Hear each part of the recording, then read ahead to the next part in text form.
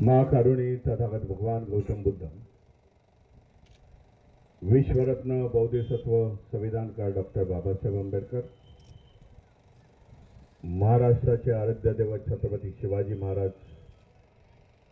महात्मा ज्योतिबा फुले, आरक्षणाचे जनक छत्रपती शाहू महाराज, बहुजनांच्या सर्व महापुरुषांना विनम्र अभिवादन करून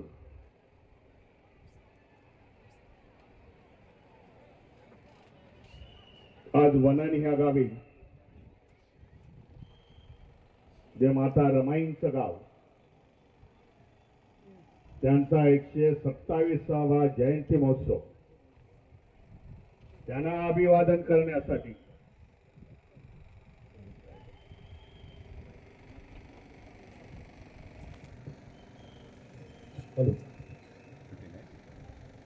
त्यांना आपण अभिवादन करण्यासाठी आज हजारोच्या संख्येने आपण आलेलो आहोत।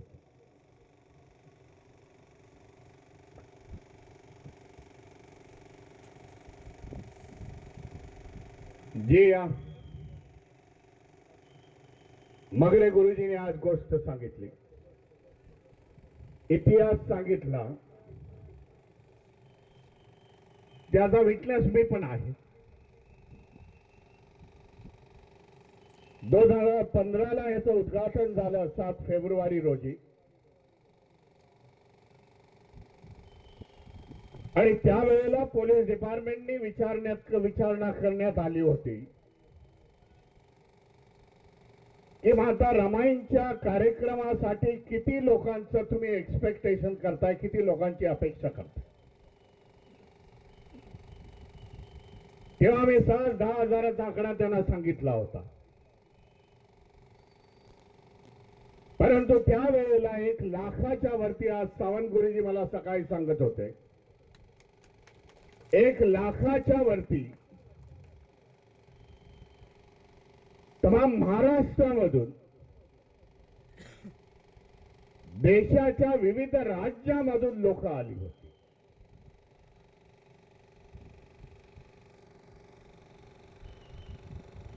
हे काय घटित घडतं की एक सुप्त अशी कल्पना लोकांमध्ये होती की रमाईंचं स्मारक कुठेतरी भव्य दिव्य व्हावं, आणि ती कल्पना अस्तित्वात आली 2015 मध्ये। रमाईंचे नातेवाईक या वननगावचे धोत्रे कंपनी त्यांचं देखील सहकार्य लाभलं, आणि त्याच्यामुळे हे स्मारक निर्माण झालं। संपूर्ण देशामध्ये ह्या स्मारकाचे फोटो, या स्मारक आहे ते वनन येथे त्यांच्या मूळ गावी हे चांगली प्रसिद्धीला आलेलं आहे।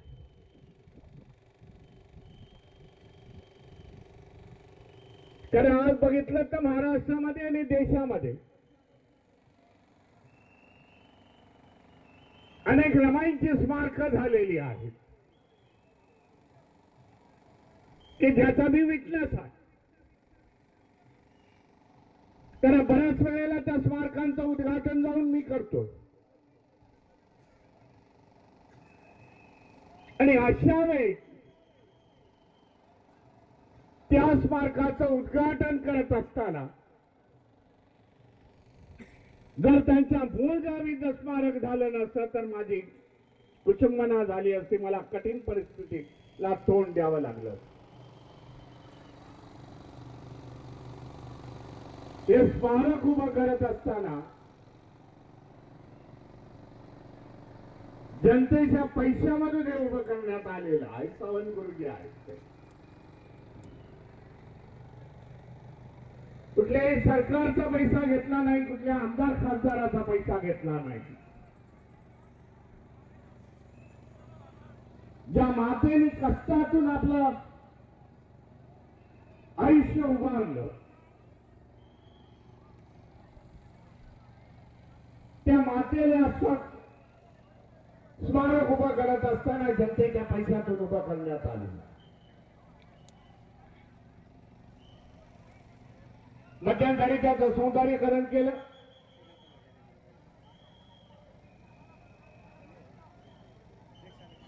आजच त्याला कलर रंगरंगोटी करण्यात आली की येणारे लाखो अनुयायी आहेत माता रमाईला अभिवादन करण्यासाठी एक चांगला मेसेज जावा, त्यासाठी भारतीय बौद्ध महासभा त्याचे पदाधिकाऱ्यांची नेहमी धडपड असते. आणि मी बघतो अलीकडे दिवसेंदिवस येणाऱ्या वर्षामध्ये मातेला अभिवादन करण्यासाठी जास्त संख्येने लोक येतात. याचा मी उल्लेख केला. रमाईंचे स्मारक बांधतायत. हे अलीकडे 6 महिन्यापूर्वी गुजरातला गेलो होतो आणि गुजरातच्या एकदम टोकाला म्हणजे त्या गावाचं नाव आहे तलाला. गाव मोठं आहे संख्येने. गिरचं जंगल आपण ऐकलं असेल, सिंहाचं जंगल, त्याच्या बरोबर बाजूला हे तलाला गाव आहे. तेथील आपल्या गुजराती बांधवांनी सौंदर्यीकरण केलं.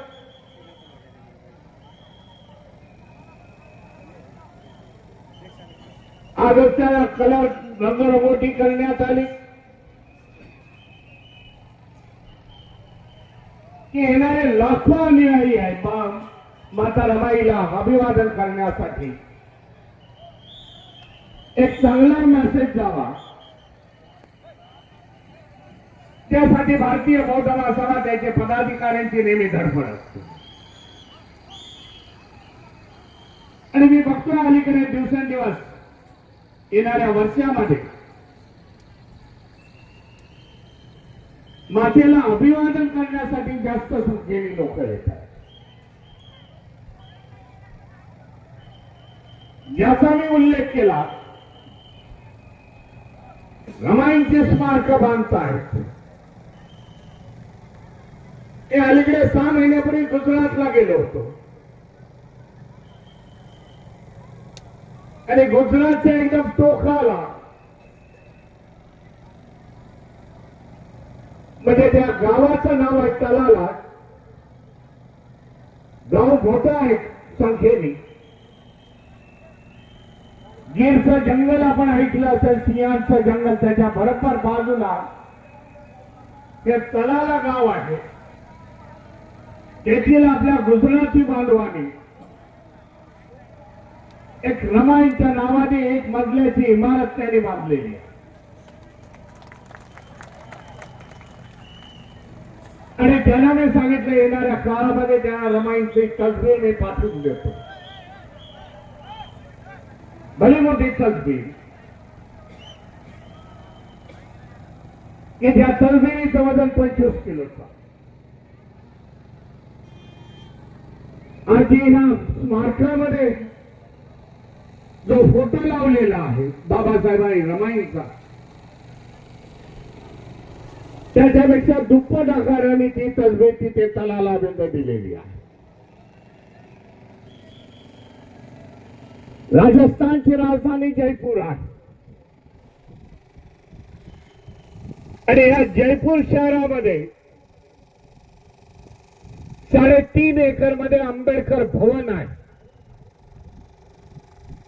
त्या आंबेडकर भवनामध्ये रमाईंच्या नावाने एअर कंडिशन हॉल आहे की ज्याच्यामध्ये 1000 लोक बसू शकतात. माता रमाईंच्या नावाने तो हॉल आहे. जेव्हा मी मागच्या वर्षी इथे आलो नाही तेव्हा मी जयपूरला होतो आणि त्या जयपूरच्या हॉलमध्ये माता रमाईंची प्रतिमा, डॉक्टर बाबासाहेब आंबेडकर आणि रमाई यांची प्रतिमा देण्यात आली, लावण्यात आली. जशी जशी रमाईंची कीर्ती आज जात आहे देशामध्ये, लोकांना वाटू लागलेला बाबासाहेब कसे घडले. बाबासाहेब घडत असताना ज्या मातेने साथ दिली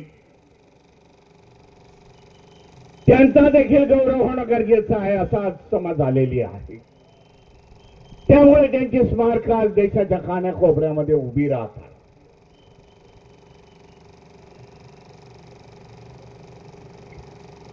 काही वर्षापूर्वी माझ्याकडे अमेरिकेचे किंवा इंग्लंड मधले विद्यार्थी आले होते.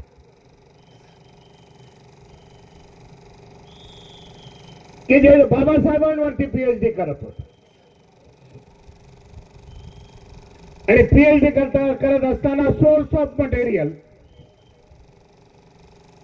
जे बाबासाहेबांवरती जे मटेरियल मिळतंय त्याची शोधण्यासाठी मुंबईमध्ये त्यांचं वास्तव्य होतं. मुंबईच्या युनिव्हर्सिटीमध्ये तेव्हा चर्चा करत असताना त्यांच्या समोर एक प्रश्न आला. ज्या बाबासाहेबांचा चरित्राचा अभ्यास करत होते, त्यांच्या विषयाचा अभ्यास करत होते, कारण बाबासाहेबांवरती पीएचडी करणारे अनेक विषय आहेत. ते करत असताना त्या परदेशी विद्यार्थ्यांच्या समोर एक प्रश्न आला की माता रमाई ज्यांच्याबद्दल आम्ही नुसतं ऐकलेलं आहे पण पुस्तकाच्या रूपाने नाही,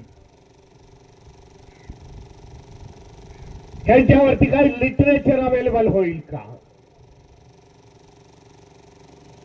परंतु 10-15 वर्षापूर्वी असं कुठलंही लिटरेचर नव्हतं.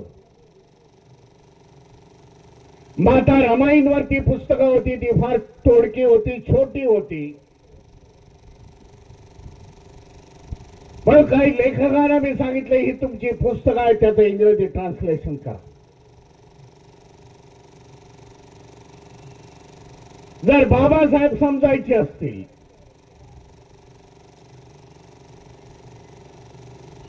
तर रमाई पहिल्यांदा समजावावी लागेल, नंतर बाबासाहेबांकडे यावं लागेल. कारण संघर्ष आहेत. रमाईचा संघर्ष आहे बाबासाहेबांना घडवण्यासाठी.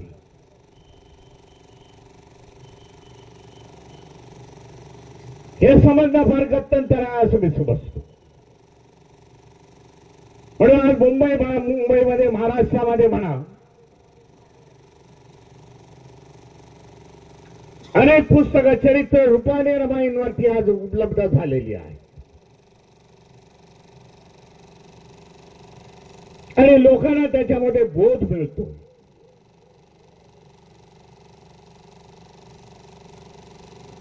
बाबासाहेब त्यांचा उल्लेख रामू म्हणून करत होते, एका पुस्तकाच्या टायटलवरती आहे.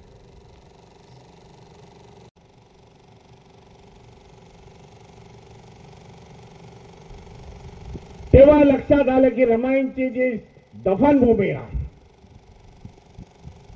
जिथे त्यांना दफण्यात आलं, शेवटचा अंतिम संस्कार जिथे करण्यात आले,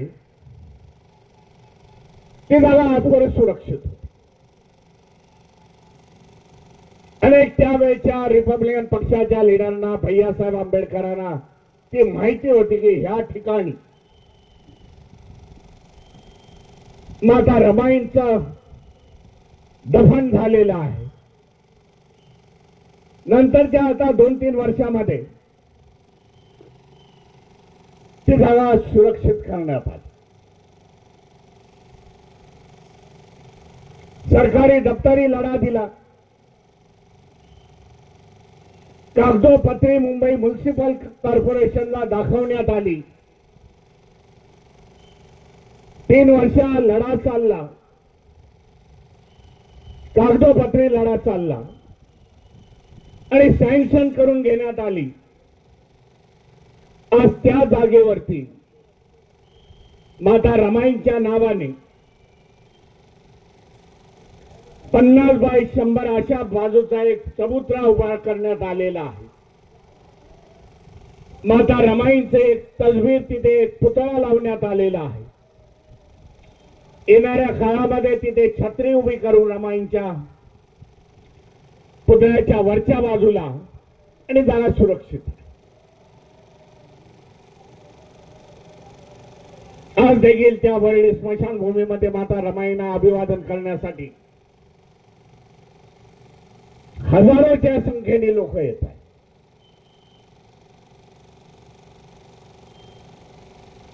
नंतरच्या काळामध्ये बघितलं चैत्यभूमीच्या बाजूला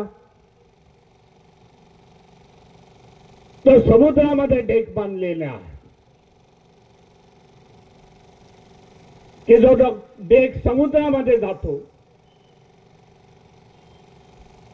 आणि नाव देण्याचा जेव्हा प्रश्न आला, रमाईंचं स्मारक एका बाजूला वळलेला झालं होतं. नंतर ह्या डेकला काय नाव द्यावं, मुंबई महानगरपालिकेने तो बांधण्यात आलेला आहे. तेव्हा पुन्हा भारतीय बौद्ध महासभेने मी इनिशियल घेतला आणि त्यांना सांगितलं माता रमाईंच्या नावाने हा डेक करा. एका बाजूला बाबासाहेबांची चैत्यभूमी आहे, दुसऱ्या बाजूला रमाईंच्या नावाने ठेवा आणि प्रशासनाने देखील करोनाच्या काळामध्ये त्या डेकचं नाव माता रमाईंच्या नावाने करण्यात आलं. आज देखील हजारोच्या संख्येने लोक त्या चैत्यभूमीला आणि माता रमाईच्या डेकला भेट देण्यासाठी हजारोच्या संख्येने आज येत आहेत. हे माता रमाईंची आज महती आहे मला असं वाटतं. अनेक ठिकाणी अनेक संघटना अशाच प्रकारे काम करतायत, कार्यक्रमाचं आयोजन करतायत. उद्या देखील मला नागपूरमध्ये 3 कार्यक्रम आहेत रमाईंच्या नावाने. रमाईंची एक तस्वीर,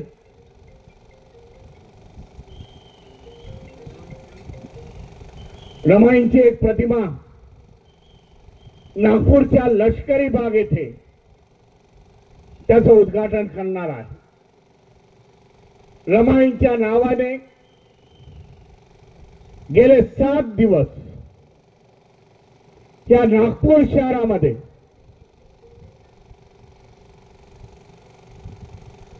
प्रबोधनाची मालिका सुरू करण्यात आली. उद्या त्याचा सांगता माझ्या कार्यक्रमाने होणार आहे. अशा प्रकारे अनेक कार्यक्रम महाराष्ट्राच्या कानाकोपऱ्यामध्ये माता रमाईंच्या नावाने होत आहेत. एक आदर्श समाजासाठी एका बाजूला बाबासाहेबांचा आदर्श आहे, महिलांसाठी माता रमाईंचा आदर्श आहे की ज्या आदर्शाला आपण समोर ठेवून आपल्या महिलेने तशा प्रकारे वागायला गरजेचं आहे असं मी समजतो. अनेक जण म्हणतात माता रमाई करुण्याचं सागर होत्या, पण त्या करुणेच्या बरोबर त्या संयमी होत्या असं मी म्हणेन. प्रसंगाला त्या फेस करणाऱ्या, तोंड देणाऱ्या होत्या की 4 मुलं जाऊन देखील त्या डगमगल्या नाहीत हे आपण लक्षात घेणं गरजेचं आहे. पण खंबीरपणे बाबासाहेबांच्या मागे त्या उभ्या राहिल्या की जेणेकरून बाबासाहेब आपल्या ध्येय धोरणापासून विचलित होणार नाहीत हे त्याने पाहिलेलं आहे. आज माता रमाई यांच्या 127व्या जयंती निमित्त मी त्यांना अभिवादन करतो.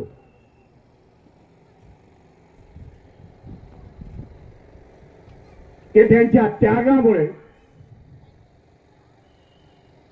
त्यांनी केलेल्या बाबासाहेबांना सहकार्यामुळे बाबासाहेब महापुरुष झाले आणि या समाजाचा उद्धार झाला, हे आपण लक्षात घेणं गरजेचं. रत्नागिरी 24 न्यूज चॅनलला आताच सबस्क्राइब करा आणि शेअर करायला विसरू नका.